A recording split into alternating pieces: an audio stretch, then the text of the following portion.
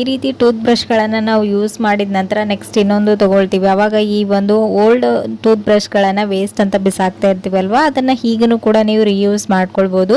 So ನೋಡ್ತಾ ಇದ್ರಲ್ವ ವಿಡಿಯೋದಲ್ಲಿ ತೋರಿಸಿದಾಗೇನೆ ಇದರ ಮುಂದ್ಗಡೆ ಭಾಗನ ಈ ರೀತಿ ನೈಫಿಂದ ಕಟ್ ಮಾಡ್ಕೊಳ್ಳಿ. ನಂತರ ಇದರ ಹಿಂದಿನ ಭಾಗನ ಒಂದು ಸ್ವಲ್ಪ ಸುಟ್ಬಿಟ್ಟು ಆ ನಂತರ ಇದಕ್ಕೆ ಅಂಟಿಸ್ಕೊಳ್ಳೋದ್ರಿಂದ ಈ ರೀತಿ ಒಂದು ಬ್ರಷ್ ರೆಡಿ ಆಗುತ್ತೆ. ಈ ಒಂದು ಬ್ರಷನ್ನು ನೀವು ಎಲ್ಲೆಲ್ಲಿ ಯೂಸ್ ಮಾಡ್ಬೋದಂದರೆ, ನೀವು ಡೈಲಿ ಯೂಸ್ ಮಾಡುವಂಥ ಲ್ಯಾಪ್ಟಾಪ್ ಆಗಿರ್ಬೋದು, ಕೀಬೋರ್ಡ್ಗಳಲ್ಲಿರುವಂತಹ ಡಸ್ಟನ್ನು ಕ್ಲೀನ್ ಮಾಡ್ಕೊಳ್ಬೋದು. ಹಾಗೆಯೇ ಟಿವಿ ರಿಮೋಟ್ ಆಗಿರ್ಬೋದು, ಸಿಲಿಂಡ್ರಲ್ಲಿರುವಂಥ ಬಟನ್ಸಲ್ಲಿ ನಾವೆಷ್ಟು ಬಟ್ಟೆಯಿಂದ ಕ್ಲೀನ್ ಮಾಡಿಕೊಂಡ್ರು ಅಷ್ಟು ನೀಟಾಗಿ ಕ್ಲೀನ್ ಆಗ್ತಾ ಇರಲ್ಲ. ಸೊ ಅಲ್ಲೇ ನೀವು ಈ ಒಂದು ಬ್ರಷ್ನ ಯೂಸ್ ಮಾಡಿಕೊಂಡು ನೀಟಾಗಿ ಕ್ಲೀನ್ ಮಾಡ್ಕೊಳ್ಬೋದು. ಸೊ ನೋಡ್ತಾ ಇರ್ಬೋದು ಇಲ್ಲಿ ಎಷ್ಟು ನೀಟಾಗಿ ಕ್ಲೀನ್ ಆಗ್ತಾ ಇದೆ ಅಂತ. ಬಟನ್ಸ್ಗಳಲ್ಲೆಲ್ಲ ಡಸ್ಟ್ ಎಲ್ಲ ಸೇರಿಕೊಂಡು ಹಾಳಾಗ್ತಾ ಇರುತ್ತೆ.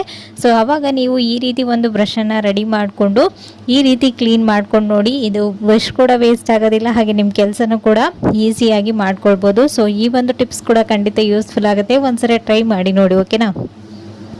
So next tip